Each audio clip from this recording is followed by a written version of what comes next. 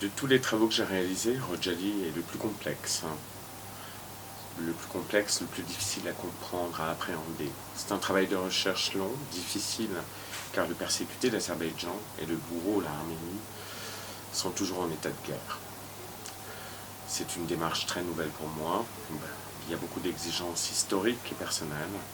Lorsque je peins la première toile, mon frère, qui est à l'origine de ce projet, est dans le coma. C'est dans ce contexte noir que naît cette série emblématique, l'une des plus importantes qui soit, car réalisée avec amour et grandeur. J'entends cela sans ego. Lorsque l'homme a tout perdu, il est enfin capable du meilleur.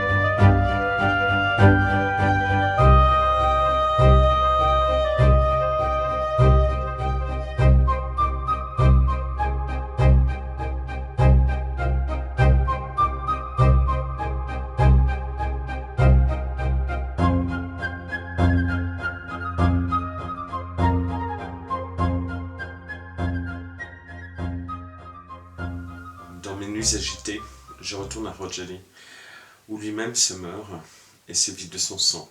Il m'appelle.